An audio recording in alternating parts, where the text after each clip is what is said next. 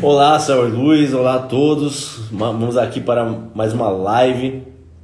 E pessoal, hoje a gente queria falar sobre cultura, o evangelho e a cultura. O que que o evangelho tem a ver com a cultura? Será que a cultura é importante na hora de compartilhar as boas novas de Deus? Qual que é a ideia? Será que ela é algo irrelevante? É só falar de qualquer jeito e doa quem doer?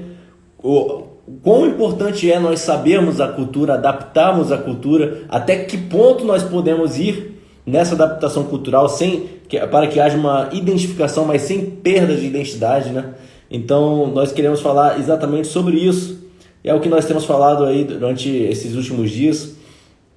Nós falamos bastante aqui no Sal e Luz, né? Porque a ideia geral do nosso blog aqui, ó, a ideia geral do Sal e Luz, do nosso ministério, é que você viva e que você compartilhe o evangelho de forma simples. E nesse compartilhar existem várias nuances que a gente tem que levar em consideração para sermos relevantes, para sermos eficazes na hora de compartilhar o evangelho de uma forma que o outro entenda, de uma forma que o outro respeite e aceite, né? E para isso, pessoal, eu queria chamar uma pessoa extremamente especial, que é o meu amigo Miguel. Esperar ele me chamar aqui. Me chama aí, Miguel. Chama aí, meu brother.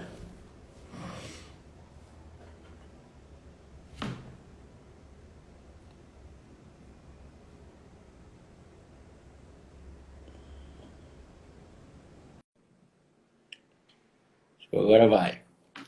Pessoal, já vai compartilhando aí a live com seus amigos, beleza? Olha aí, grande! E aí, mano, como que você tá? Tranquilo? Gente, esse é o Bem Miguel. demais. Cara, eu tô muito feliz, cara. Eu tô muito feliz, velho.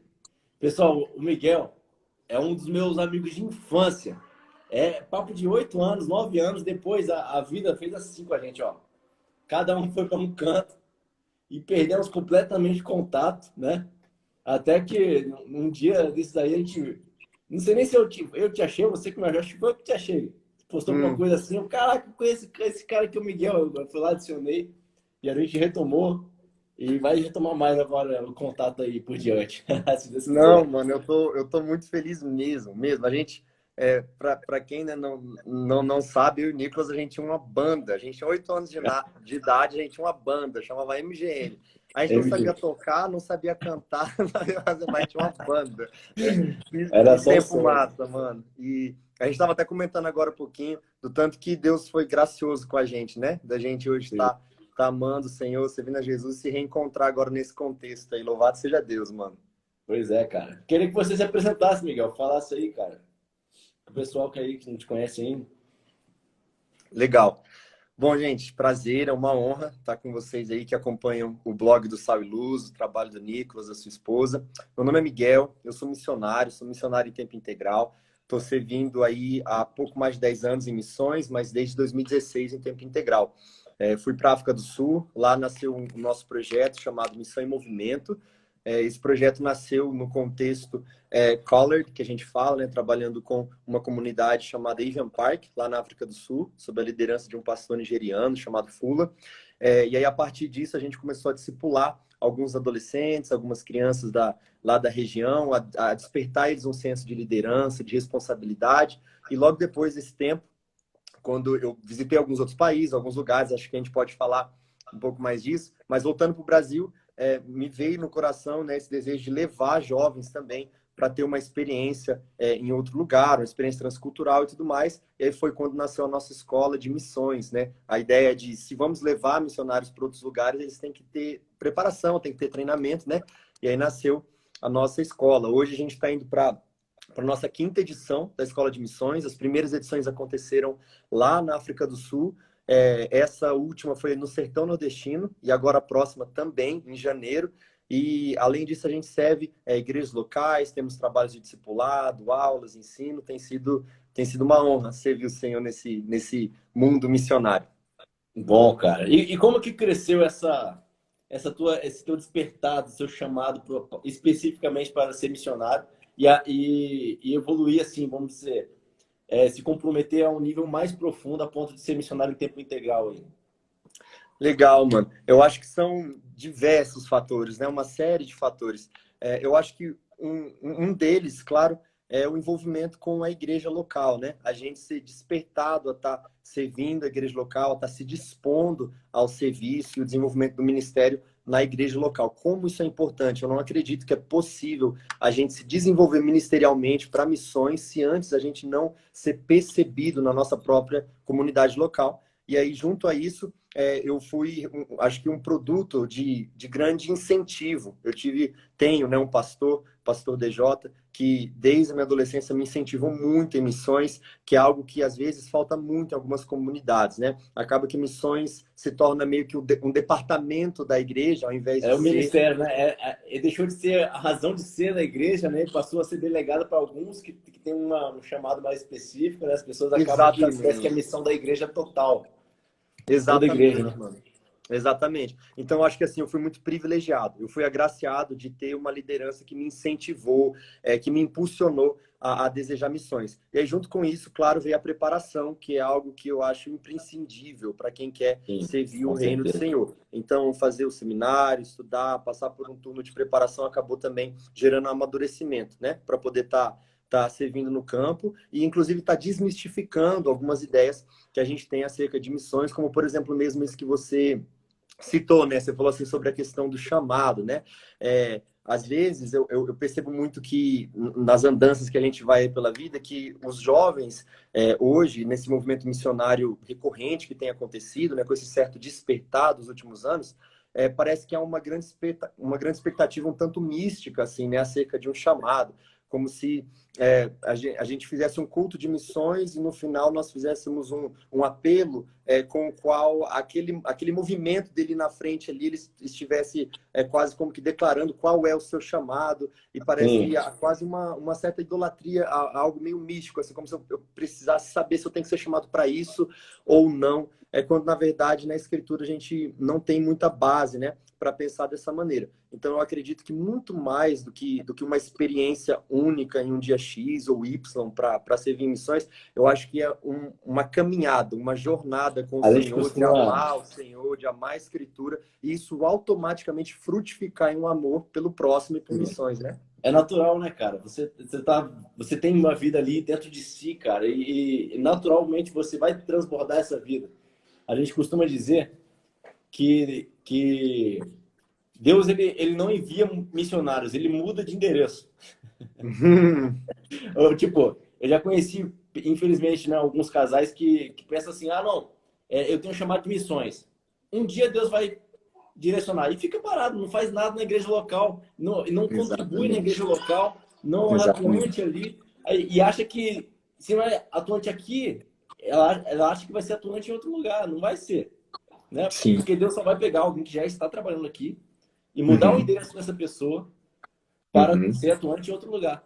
E a gente costuma falar bastante aqui no Story Luz que todos, assim como o povo de Israel ele saiu do Egito lá, em direção a Canaã, todos Uhum. tinham um propósito único.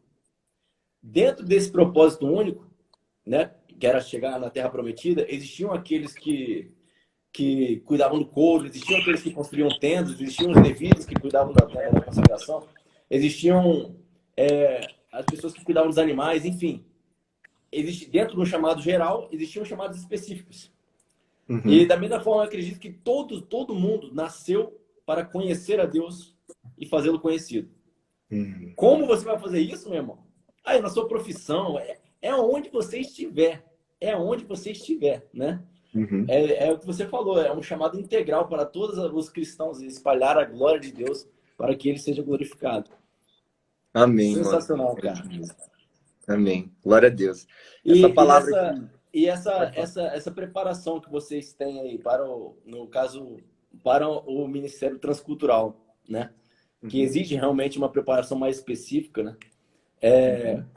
Em que ponto que você vê a necessidade dessa preparação? Tipo, qual que é a importância da pessoa realmente, não, eu quero trabalhar em um contexto transcultural, então eu preciso realmente me preparar melhor para isso.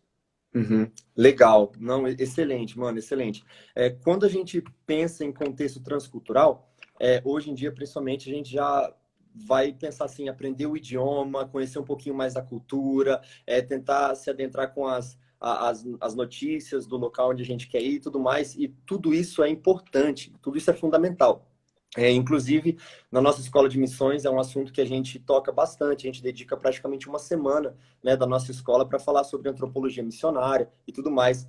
Só que antes até da gente querer olhar para uma nação e pensar, quem sabe ali, em se preparar especificamente para aquele lugar, precisa de ter um fundamento bíblico teológico.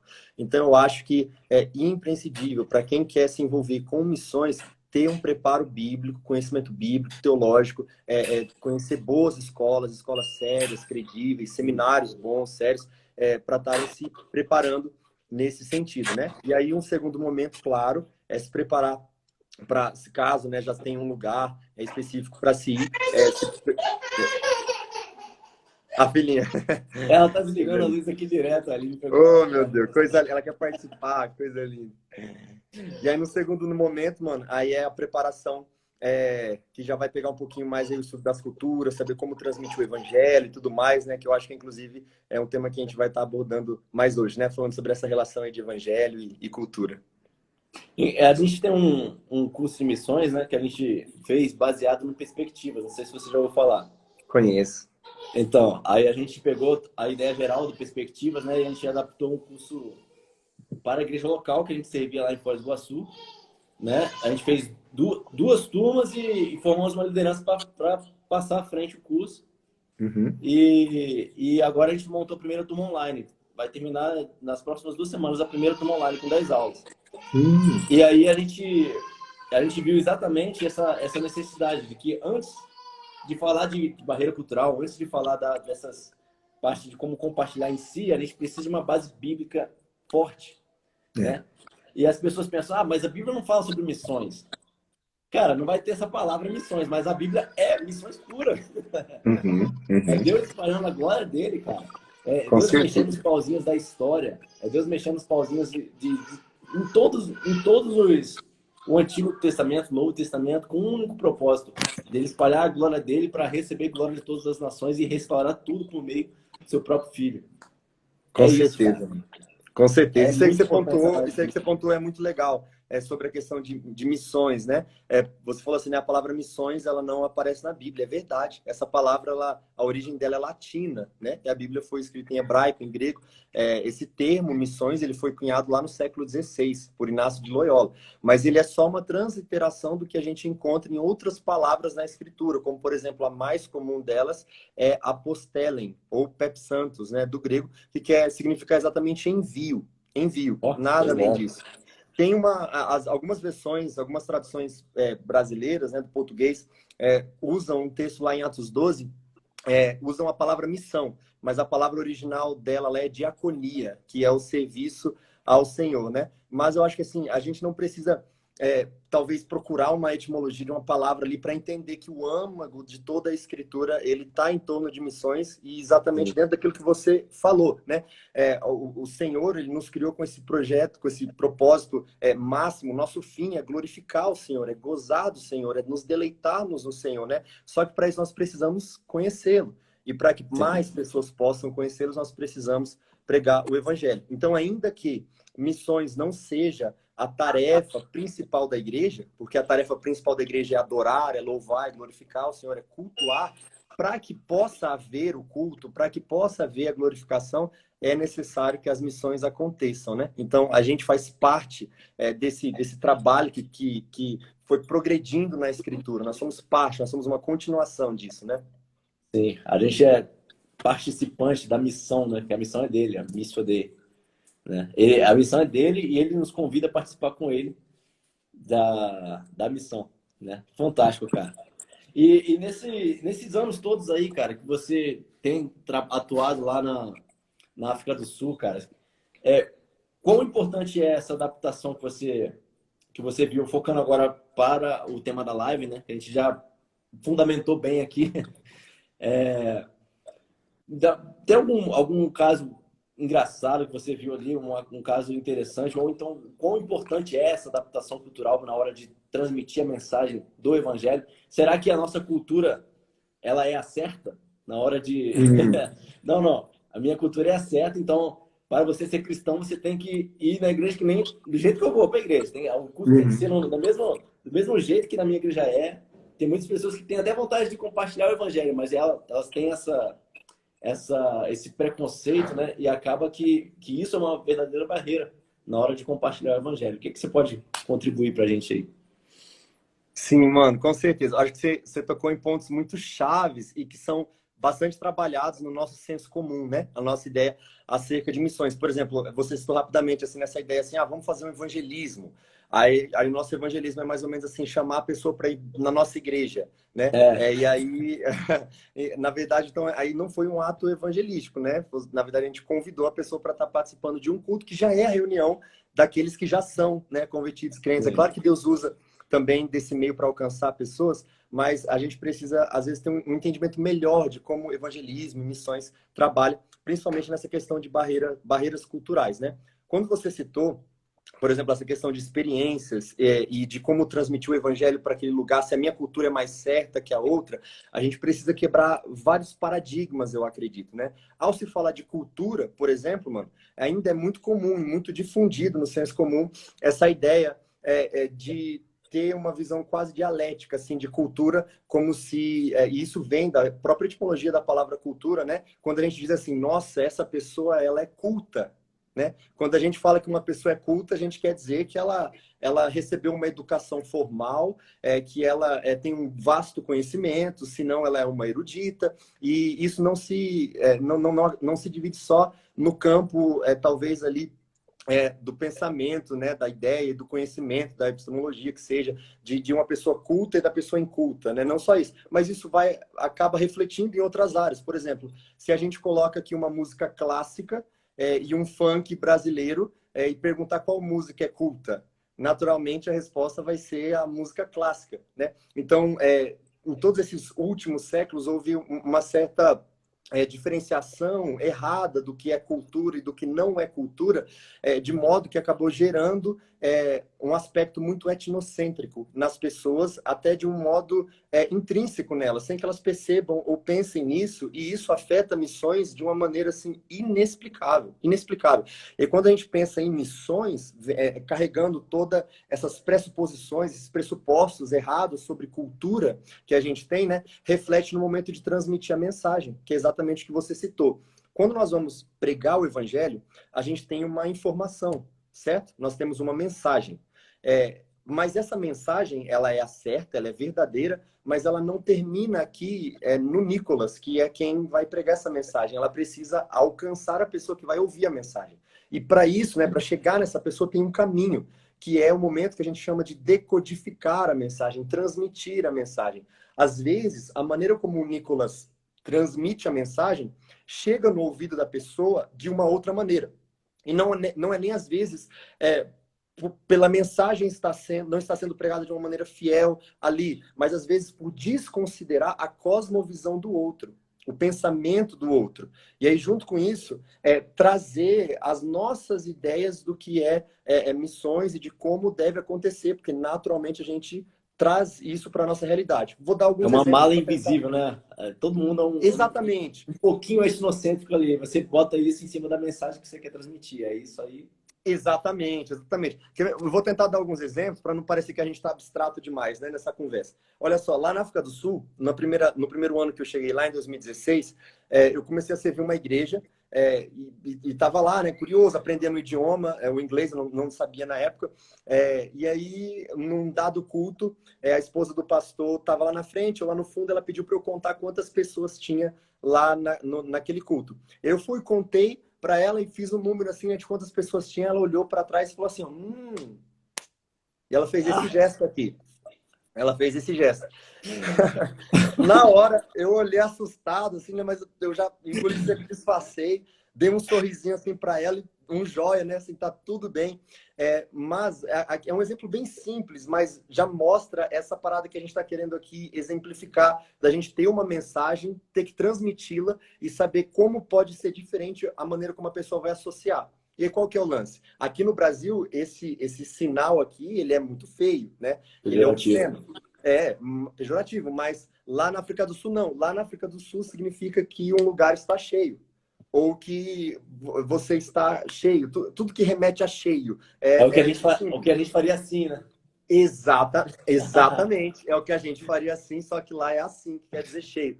Então, a esposa do pastor, ela tinha uma mensagem para mim, que era dizer que a igreja estava cheia. Só que a maneira como eu decodifiquei essa mensagem foi o gesto obsceno. Então, a minha associação foi o quê? Foi uma má compreensão.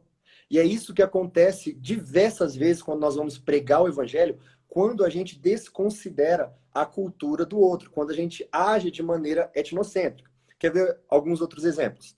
Em 2017, no final de 2017, nós estivemos na Índia, com uma equipe trabalhando por um mês lá, em diversas regiões e tudo mais, e eu me apaixonei pela cultura indiana e tudo mais, eu aprendi a comer com a mão, né?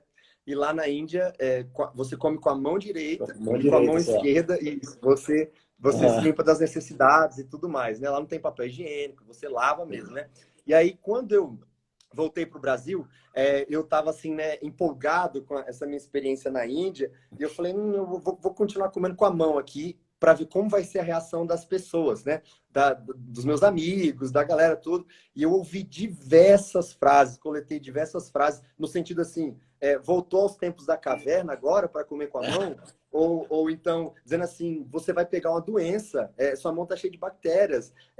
Assim, diversas frases que carregavam ali intrinsecamente uma certa até aversão à cultura indiana e ao ato deles. E aí é justamente o princípio, né, do etnocentrismo, é a gente colocar a nossa cultura no centro e acreditar que as nossas práticas, elas são mais lógicas e que a dos Sim. outros é mais irracional, né? Só que aí, quando a gente vai olhar por outro lado, por exemplo, lá na Índia, quando eu conto para eles que no Brasil a gente não tem esse negócio de comer com a mão direita e limpar com a mão esquerda, na verdade a gente usa esse tal negócio aí do papel higiênico, para eles é absurdo. Para eles É não está muito verdadeiramente sujo, né? limpo Como se não assim? for lavado.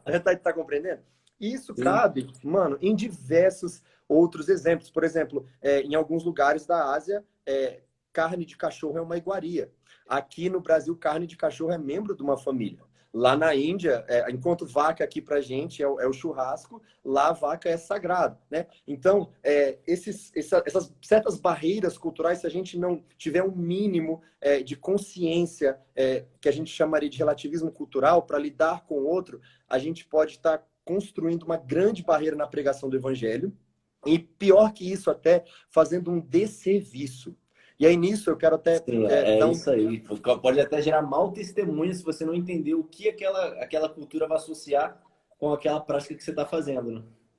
Exatamente, mano. E aí, por isso que entra a parte do treinamento, né? Por exemplo, eu lembro que no ano passado, em 2020, no início de 2020, eu estava na África do Sul e depois nós estivemos em Moçambique, lá que é um lugar onde nós temos uma parceria também.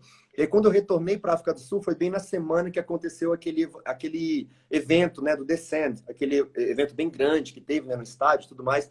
E eu acompanhei pela internet, né? Eu assisti pela internet. E aí eu lembro daquele momento onde houve um grande mover ali de oração por missões, de envio, e aí teve aquela cena bonita que só, né, de 25 mil jovens levantando seus sapatos, os tênis, as sandálias para cima, dizendo que eles queriam ir, que eles queriam ser enviados. E aí eu fico imaginando se a gente pega esses 25 mil jovens e envia eles para as nações, o que vai acontecer? Um caos, um tremendo caos, um tremendo É, desserviço para o reino de Deus. Por quê? Muito pior do que a gente não transmitir o evangelho é a gente transmitir uma mensagem certa da maneira errada. Quer ver um exemplo bíblico, mano? perfeito. Vou dar um exemplo bíblico aqui. Marcos capítulo 5. Lá em Marcos 5 conta a história do gadareno, aquele endemoniado que aí Jesus chega, liberta ele, e aí Jesus manda para os porcos, né? No momento que Jesus manda para os porcos, existe um versículo aqui, nesse capítulo, que fala que os porqueiros foram anunciar a mensagem, anunciar o que aconteceu. É o verso 14, diz assim, ó. Os porqueiros fugiram e anunciaram na cidade e pelos campos. Então, quando a gente lê, em primeira instância, né, esse texto, a gente vê Jesus chegando, libertando aquele homem, jogando, lançando os demônios para os porcos, né, que se jogaram depois no despenhadeiro e tudo mais. E a gente vê assim, e os porqueiros fugiram e anunciaram na cidade pelos campos. A gente olha, meu Deus, missões. Olha, missões aqui nesse texto, eles foram anunciar o avivamento, anunciar que Jesus libertou um homem. Só que quando nós seguimos a leitura do texto, logo ainda no verso 14, diz assim, ó, então saiu o povo para ver o que sucedera. Indo ter com Jesus, viram o endemoniado assentado, vestido, em perfeito juízo, e temeram. Os que haviam presenciado os fatos contaram-lhe, olha aí o testemunho de novo, missões de novo, contaram o que havia acontecido com o endemoniado e os porcos. E aí essas missões que esses porqueiros fizeram resultou no seguinte, no verso 17, para aquela sociedade. Qual foi a reação deles ao ouvir essa mensagem pregada? Verso 17. E entraram a rogar que Jesus se retirasse da terra deles. E aí Jesus é expulso daquela região de Gadara ou de Gerasa, né? Então, o que a gente tem aqui? Uma mensagem certa. Qual que é a mensagem certa? Jesus libertou um homem, um endemoniado, e aconteceu que levou para os porcos, e aquele homem agora que estava louco, né, que se cortava com pedras, ele estava preso em cadeias, agora ele está sentado em perfeito juízo. Eles transmitiram uma mensagem certa, mas não é só transmitir a mensagem certa, é também ser da maneira certa. Porque se não é, a gente acaba fazendo esse desserviço para o evangelho. E por que eu disse, mano, que é pior às vezes até que não pregar o evangelho é a gente pregar a mensagem certa da maneira errada. Vou dar um exemplo rápido aqui, e aí eu passo a palavra para você comentar sobre um estudo de caso que eu fiz no meu tempo ali de missiologia com um professor amigo lá ele tem um trabalho muito lindo no norte do Brasil, lá na Amazônia, chama Marcelo Carvalho, e aí ele registrou para a gente a seguinte história. Em 1940, nos anos ali na década de 40, veio um grupo de missionários, liderado por uma missionária, para o Brasil, e eles foram fazer um trabalho ali no Alto Rio Negro, na Amazônia. E aí eles fizeram evangelismos assim rápidos, né, de 3, 2 dias, uma semana, de aldeia em aldeia, e aí eles entregavam a Bíblia, tinha uma liturgia de música, meio que começavam a dar algum nível de aula, alfabetização para as crianças, vidas se convertiam e eles iam embora fazendo esse trabalho itinerante, né? E aí, nos relatórios das missões que aconteceram, e que bênção, né? A gente não tem dúvida da bela intenção do coração desses missionários. A gente entende que muitas das falhas nossas em missões e no evangelho, na verdade, são tentativas querendo acertar, né? São boas intenções, né? E aí, no relatório dessa missão que eles fizeram, eles constataram 23 mil vidas convertidas ali na Amazônia, entre os indígenas. Passou-se 50 anos, veio este grupo de missionários, junto com esse meu professor, foram chegar lá para fazer um trabalho de discipulado, desenvolver plantação de igreja, e eles não conseguiram desenvolver nada em 10 anos, até chegar à conclusão de que era uma ilusão aquele número de 23 mil vidas convertidas. Por quê? Porque quando aquele grupo, lá na década de 40, foi pregar naquela região, eles desconsideraram a cultura. E aí acabou abrindo alas para o sincretismo. Então, esse é o grande perigo que eu ia falar, cara. Exatamente. Grande perigo. E depois que você estabelece o sincretismo, para você tirar, é difícil. Exatamente, mano. Por isso que eu chego até essa tese a pensar de que às vezes pior do que não pregar o evangelho é a gente pregar em um ato de desserviço. Porque, por exemplo, se você chega numa região onde o evangelho não foi alcançado, considerando a cultura, entendendo como transmitir aquela mensagem, você está construindo do zero a fé cristã daquela pessoa. No Brasil, na maioria das regiões do Brasil, isso é até um pouco raro de acontecer, porque o nosso contexto, nós nascemos, né, nós somos cristianizados desde o início, né, do nascimento do Brasil, no século XVI. Mas outras regiões não, como, por exemplo, a Índia. Lá na Índia, Nicolas, em 2017, nós fomos numa região chamada Kerala. Essa região ela fica lá numa área chamada Bandipur, onde tem como se a gente falasse uma reserva de tigres. Uma reserva de tigres. Há muito reserva de tigres. Lá era habitado por diversas aldeias. E aí depois, um certo reinado, quando eles fecharam a região, fizeram daquilo uma reserva natural, eles não retiraram aquelas tribos que estavam vivendo lá. E aí eu tive a oportunidade de visitar com a nossa equipe uma daquelas tribos e conversar com as pessoas locais. E eles foram compartilhar comigo qual tipo de hinduísmo eles praticam lá. E por que tipo de hinduísmo, né? Porque embora a gente trate, de certa maneira, o hinduísmo como uma religião, Tecnicamente, ele não pode nem ser constatado como uma religião, ele é mais um fenômeno religioso, né? Porque ele não tem um centro ali de fé, de crença e tudo mais, ele é muito plural, né? Existem Entendi. milhares de deuses indianos e vira e mexe novos avatares, né? Que eles falam, que sai da Trimurti que eles têm, são deificados.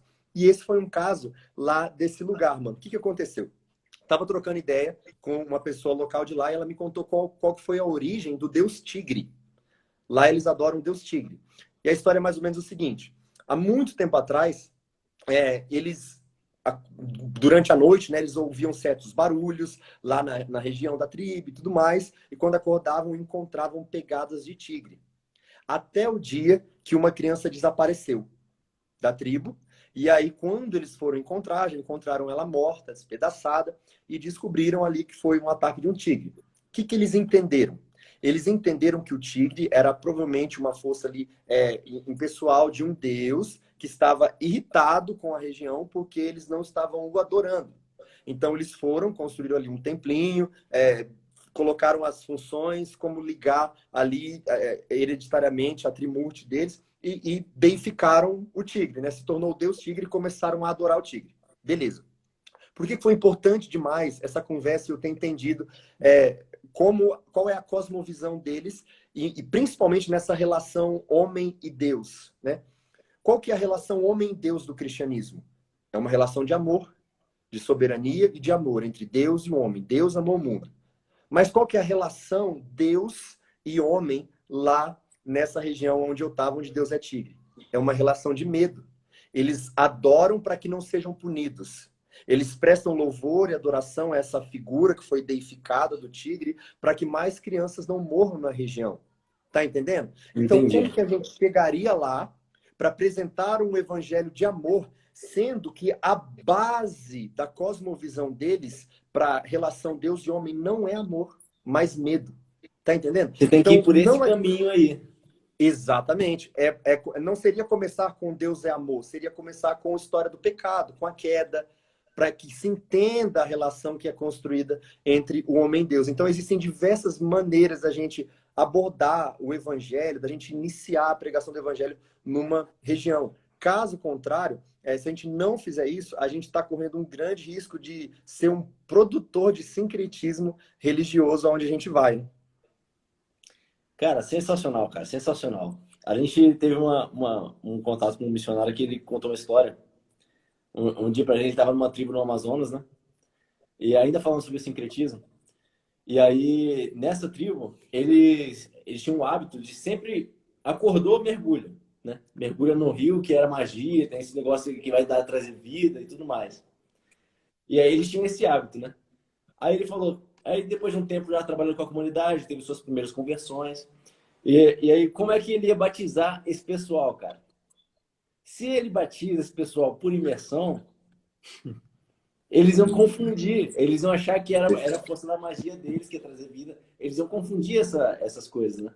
Então, aí eles Perfeito. falaram lá, não, vamos batizar por aspersão. Só que aí, o que acontecia? Quando alguém estava doente, o pajé ia lá, fumava um negócio, soprava fumaça lá, batia umas folhas, e aí fazia um batismo por aspersão também, e às vezes a pessoa era até curada. E aí, e aí eles falaram, cara, se a gente batizar por aspersão, vai confundir também. O que a gente vai fazer então? Não, então, eles definiram o batismo da seguinte forma: vai até metade do corpo assim na água, depois que tá mais ou menos a metade, aí faz por aspersão. Mistura os dois, então, né? Mistura os dois assim, porque é um negócio diferente, né? Tem que ser alguma coisa que eles não faziam, para Aham. caracterizar bem. E nessa mesma tribo aí, ele contou, muito engraçado, cara. Que ele achou uma flor interessante, achou uma flor bonita, ele pegou e levou para casa, né? Para casa que ele tava lá. E aí tava lá, deixou uma casa, a flor na casa, e aí vinha um índiozinho assim, olhava, dava risada, saía. Voltava com mais dois índios, olhava, os dois davam risada, saía. E aí ele foi vendo que estava aumentando, o que está acontecendo? Ele foi lá perguntar pro amigo dele, né? E o que está acontecendo? Eu trouxe uma flor para cá e aí o pessoal tá fazendo. Aí, cara, quem coloca uma flor dentro de casa tá dizendo que está disponível para casar. Olha aí. Eita. Isso naquela cultura. Uhum. Aí ele falou assim, cara, eu não posso fazer isso, porque ele era casado, imagina o escândalo que ele já estava gerando ali, né?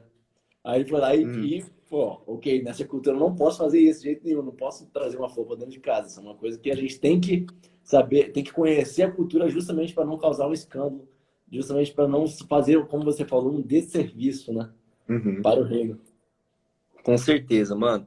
E assim, né, a gente está gastando um tempo aqui usando alguns exemplos que talvez pode soar distante para a maioria, quem sabe, das pessoas que está ouvindo a gente ou que vai ouvir depois, né, nessa live, que é falando assim de Índia, de China, de grupos indígenas, né, experiências ali totalmente transculturais no sentido além-mar, né?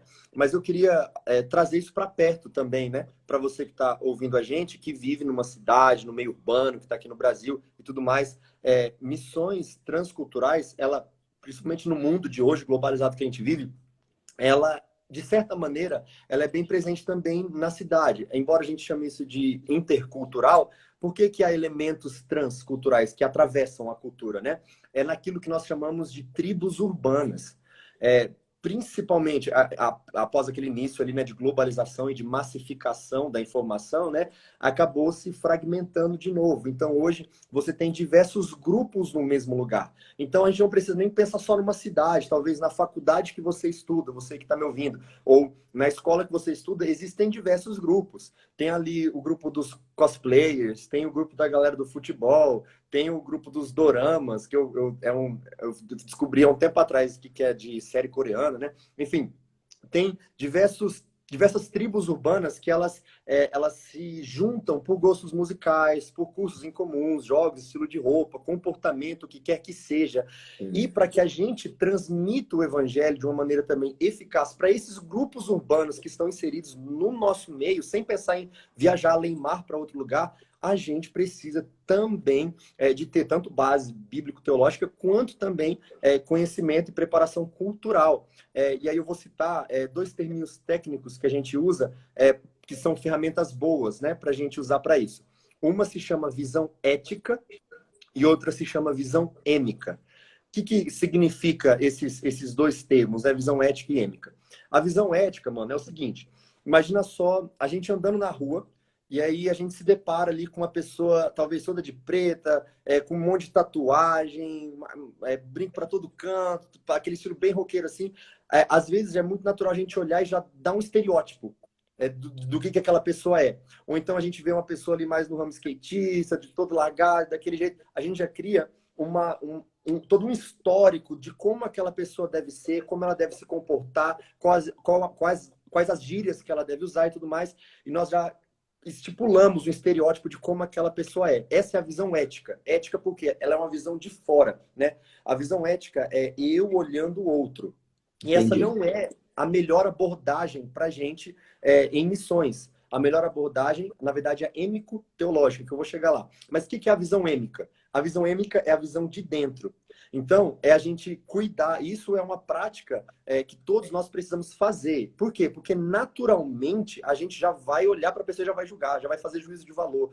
Tudo aquilo que é diferente da gente, a gente naturalmente tem uma certa aversão, né? Então, Ele já tem ela uma precisa ser uma tendência prática. a enxergar desse jeito, né, a estereotipar tudo. Exato, exatamente. A gente às vezes olha e acha que o universo é o que é, na verdade, a nossa ilha de mundo, de como a gente foi criado, às vezes, dentro da nossa casa ou na escola que a gente estudou, dependendo do histórico social, econômico que a gente viveu, esteve inserido, né? E aí, por isso que tem que ser uma prática intencional, a visão êmica. Então, é a gente olhar a pessoa tirando os nossos óculos de como a gente vê o mundo a certo ponto e colocando os óculos da pessoa para que a gente entenda como ela pensa e por que ela pensa ou age ou fala daquela forma, né? Isso é uma maneira, além de respeitosa, é uma maneira sábia que dá para a gente ferramentas de compreender, não partindo do que eu penso ou dos meus pressupostos, mas entender como que funciona para ela o pensamento, a visão de mundo, o comportamento, a fala e tudo mais. Então eu gosto de pensar que nós, cristãos, jovens, se querem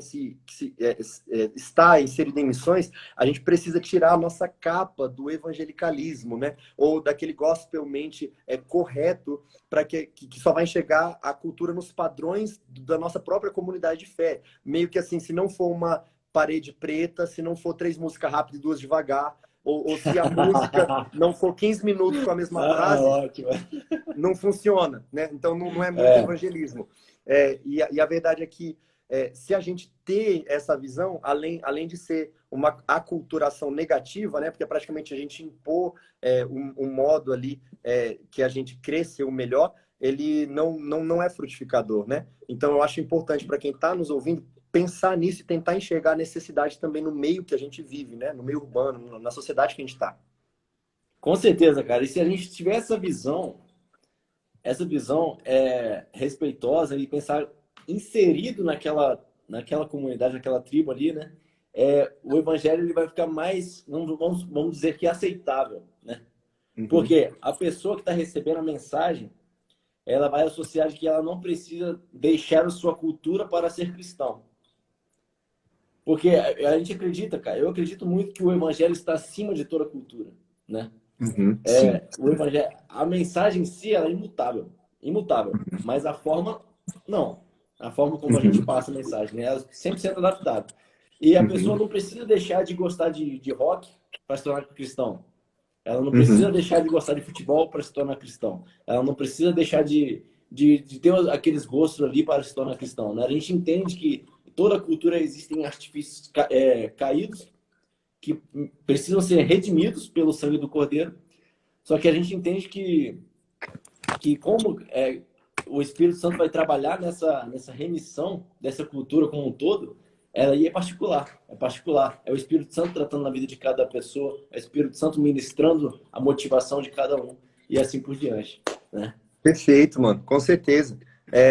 Isso que você falou é excelente, assim, que tudo que a gente está conversando aqui é uma tentativa sóbria, sábia e com amor à escritura, de compreender que todos nós somos seres humanos, iguais em essência, mas diferentes em forma de vida, e que por isso nós precisamos ter um mínimo de cuidado para a gente pregar esse Cristo que se tornou verdade no nosso coração e Sim. que é a verdade gritante para o mundo inteiro. Né? Não significa que a gente não acredita que o evangelho não é suficiente. O evangelho é suficiente, a palavra pregada é suficiente. O problema nunca está na mensagem, mas justamente a maneira com que o mensageiro articula essa mensagem, né? Sim. Sobre cultura, que você disse, mano, tem uma frase que eu gosto muito do professor Ronaldo Lidório, professor meu também, ele diz o seguinte, ele fala que o evangelho ele é supracultural para todas as culturas. Ele também é cultural, porque ele é revelado ao homem na sua própria história, na sua própria cultura. Sim. Ele também é multicultural. Por quê? Porque ele concilia os salvos de todas as culturas. Então, multicultural. Ele é intercultural porque ele promove comunhão entre pessoas de diferentes culturas. Então, se torna intercultural. Caramba, perfeito. E ele é transcultural, porque ele deve ser levado de uma cultura para outra cultura. E, por fim, contracultural. Por quê? Porque quando ele chega numa cultura, ele precisa confrontar o homem nesse próprio meio que ele está inserido. Então, a verdade Perfeito. do evangelho, ela abrange todos os aspectos da cultura, né? E aí, em cada passo que a gente está trabalhando, seja no ato supracultural da mensagem, que ela é absoluta e ela é para todos, a gente também precisa ter o cuidado no momento contracultural, em como a gente vai confrontar essa cultura que seja com a verdade do evangelho e não com o nosso etnocentrismo. Perfeito, cara. Sensacional, cara. Sensacional. Pô, eu me maravilho muito, eu gosto muito cara, eu cresci desse jeito, né, cara? Meu pai era militar, eu saí me mudando pro Brasil inteiro. E todo lugar que a gente chega existe um choque cultural, porque a gente vai carregando artifícios que a gente já aprendeu na última cidade, né? A gente Uhum, saindo de Foz do Iguaçu, chegando para aqui em Minas Gerais, a gente já tem um choque, já tem, as pessoas já se diferenciam, né? Dentro do próprio uhum. país, dentro do próprio Brasil, existem várias culturas dentro do nosso próprio país que bom, uma região gosta mais desse contato, desse calor, de chamar, já chama, não sabe nem o que vai fazer, mas já chama para estar junto. Outro não, tem Uhum. que marcar com antecedência. Não, tem Exato. que, tem que ver certinho como é que vai fazer. Uns são adeptos mais a células, a pequenos grupos, né? Outros não, preferem o contato eclesiástico ali na igreja e tudo mais. Então, a Uhum. gente tem que aprender a respeitar a cultura de cada um, sabendo que a nossa não é a melhor, mas sim diferente. Perfeito, cara. Uhum.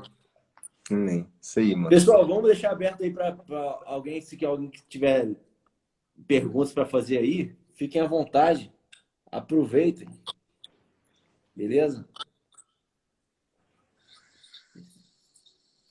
Show. Vou deixar, vamos dar um tempinho pro pessoal perguntar aí se tiver alguma curiosidade, alguma pergunta assim específica. Legal. Enquanto então, mano, vai surgindo talvez alguma pergunta no bate-papo ou na caixinha, né? Que eu acho que você deve ter acesso aí. Sim. Vou contar uma história. Essa história não é minha, não aconteceu comigo. É uma história contada no livro Antropologia para as Missões, de uma professora que veio para o Brasil, inclusive serviu um tempo, décadas passadas, a Frances Popovich. E a história é a seguinte: um missionário chamado Myers, ele foi fazer um trabalho lá na Guatemala. E aí ele chegando lá, ele estava com esse ardor missionário, né?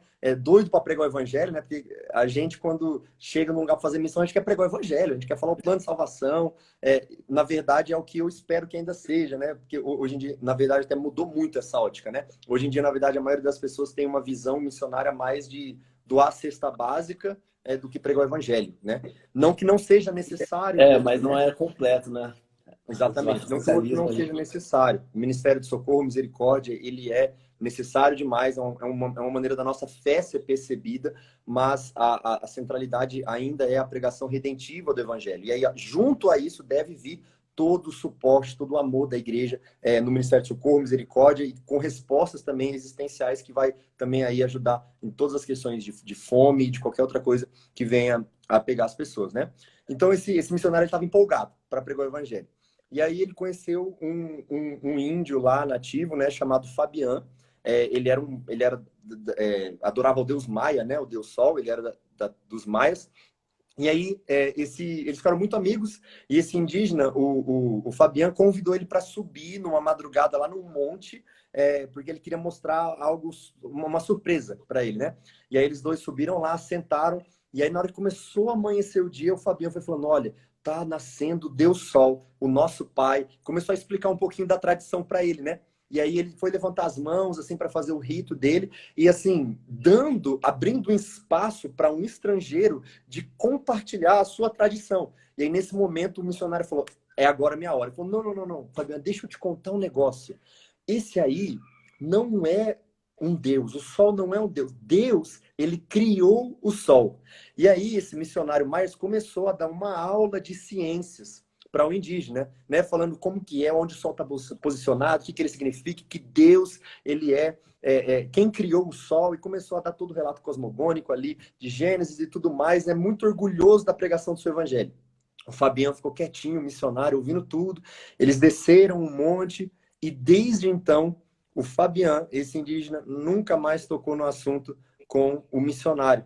E o missionário Olha só. não compreendeu o porquê. Então, o que a gente teve aqui?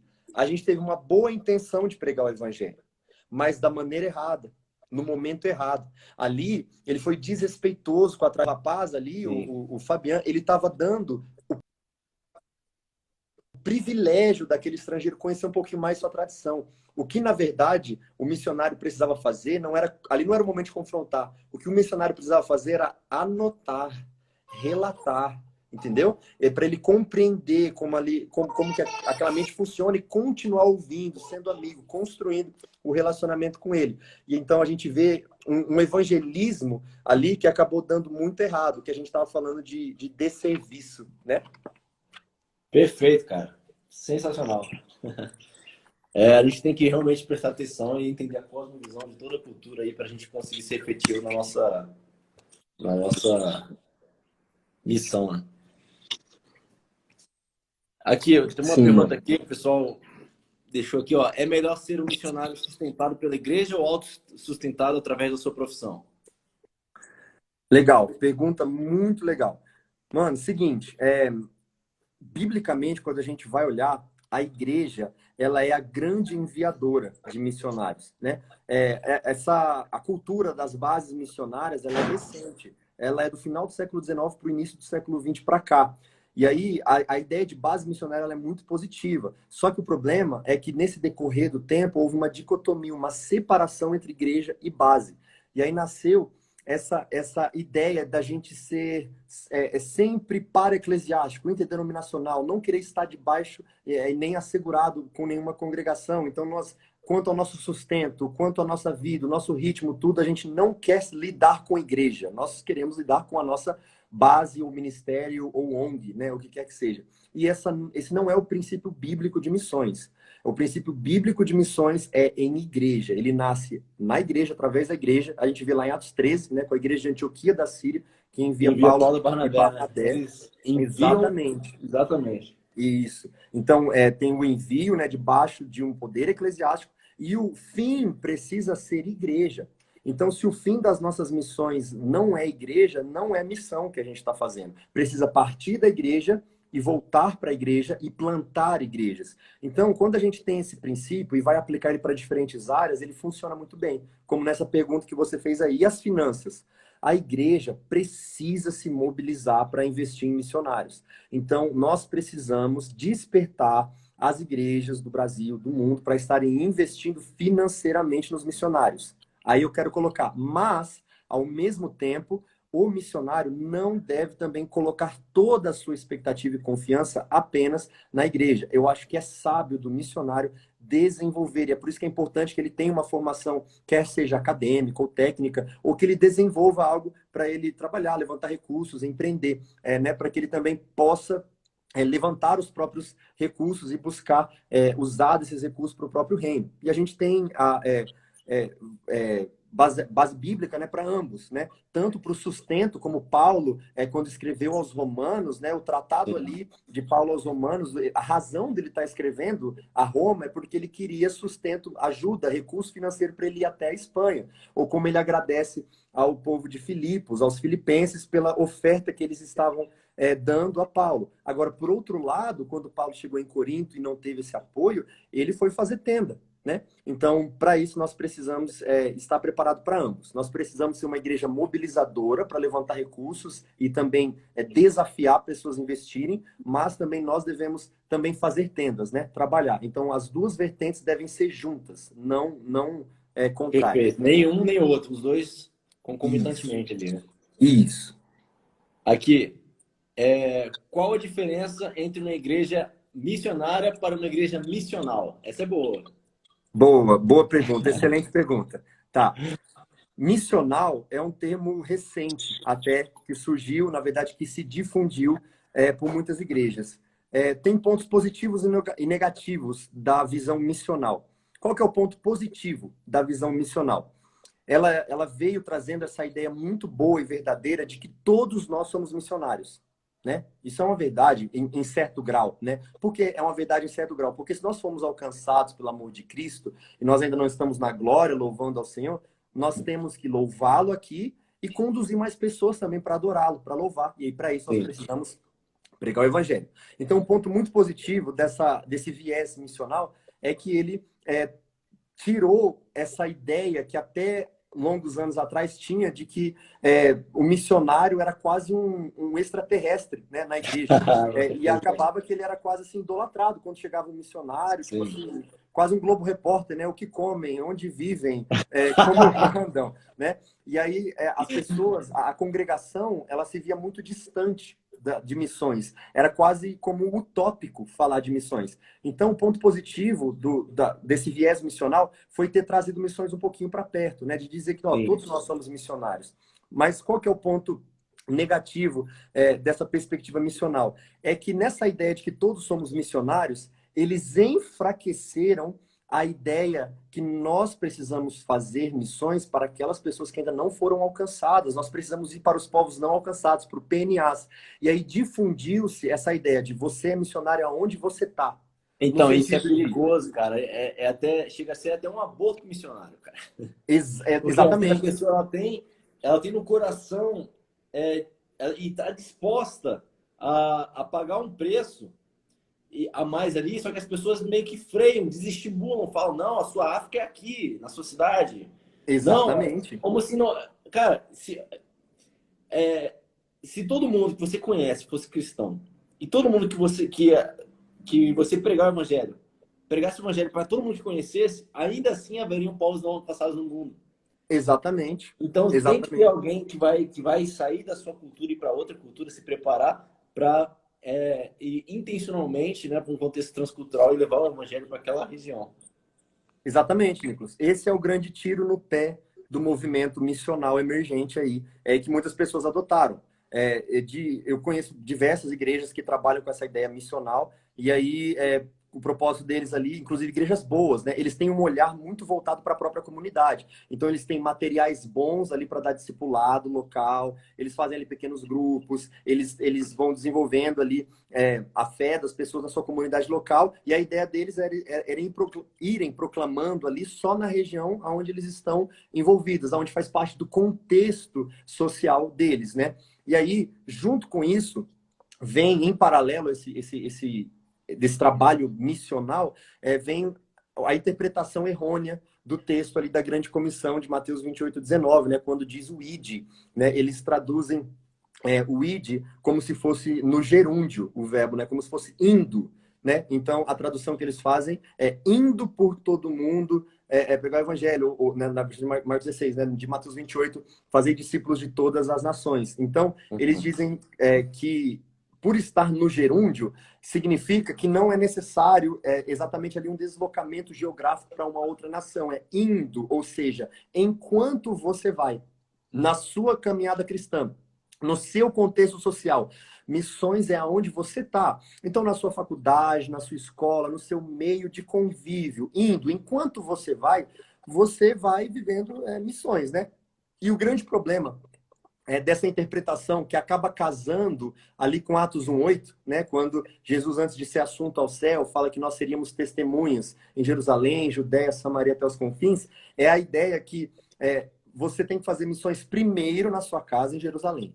Depois você pode pensar Então, na essa Judéia. é um equívoco. Inclusive, é uma das perguntas aqui. O pessoal perguntou: eu preciso primeiro pregar o evangelho na minha casa, em Jerusalém, antes de ir para as nações, confim na terra? Isso é, inclusive, uma das perguntas aqui que é. Perguntaram? Pois é, esse é um dos outros equívocos, né? É uma visão Que equivocada. muito comuns, que acabam barrando e desanimando, né? Como você disse, desanimando muita gente. Primeiro você tem que fazer missão na sua casa, depois na Índia. Imagina só se Paulo, ali no século I, quando foi chamado pelo Senhor, chegasse em Jerusalém, e aí ele falasse, nossa, vou começar aqui a partir de Jerusalém. Vou começar em Jerusalém. Ele começasse a pregar em Jerusalém. Hoje, Nicolas, em 2021, a Palestina está toda convertida ao Senhor? Não. Não tá. Então, Paulo morreria em Jerusalém pregando, ele não ganharia toda Jerusalém para poder ir para uma outra nação. O que muito provavelmente faria do cristianismo ser apenas, talvez, mais um braço ali do judaísmo, como era na Judaísmo. época conhecido, né? Como Como eles a seita acreditavam que era do mesmo. caminho, a seita dos nazarenos e tudo mais. Então, foi graças a Deus que Paulo não interpretou de maneira errônea, como muitos têm interpretado hoje esses dois textos bíblicos, dizendo que é indo. Então, enquanto você vai, faz missões onde você está, ou então faz missões primeiro aqui e depois lá, né? Ambas ideias que acabam sendo sustentadas por certo grau por este viés missional, estão fazendo um grande desserviço, né? Então, embora eles sejam muito bons em estar discipulando a comunidade local, falta ímpeto missionário para os povos não alcançados. E aí é o exemplo que você falou. Se a gente pegar todas as igrejas do mundo, todas as igrejas cristãs do mundo, e elas trabalharem nesse viés missional, discipulando só no contexto social que elas estão, só lidando com pessoas da faculdade, do trabalho e tudo mais, de onde elas estão, tem lugares, tem regiões que não vão ser alcançadas. O exemplo que eu dei, algumas comunidades da Índia que eu fui, se eu tivesse entendido o texto da Grande Comissão, de Atos 8, dessa maneira, eu nunca iria. Lá para a Índia, essas pessoas não conheceriam o evangelho de maneira alguma, porque Sim. não tem ninguém que faça parte do contexto delas que é cristão. Então, eu acho perigosa essa ideia missional, assim, de que todos são missionários, é verdade, mas eu acho que essa ideia ela enfraquece a grande comissão que nós temos de anunciar para todas as nações, né? Perfeito, cara. Miguel, se a gente deixar, a gente vai embora aqui, cara. Sim, Tem que marcar mais vezes, cara. Sensacional. Eu queria te agradecer pela sua disponibilidade, cara. Muito obrigado. Pô, isso aí foi uma aula para mim, cara. Foi que uma aula, isso, aprendi mano. Foi muita uma honra. coisa, pô, muito edificante. Espero que todos que tenham assistido aí ou estão assistindo depois, gravado aí, que a gente vai postar, tenham sido edificados também. Deus abençoe muito a sua vida, beleza, meu irmão? Amém, mano. Prazer, uma honra estar com você. Em uma hora ainda a gente vai se reencontrar Ah, pessoalmente. Com certeza, cara, com certeza. Ainda mais agora que eu descobri que você tá em Goiânia, velho. É isso aí, você vai vir pra cá, Vamos, eu vou vamos, pra aí, vai dar vai ter bom. contato aí. Beleza, Valeu, cara? mano. Deus abençoe, velho. Sucesso. Amém. Grande abraço. Valeu.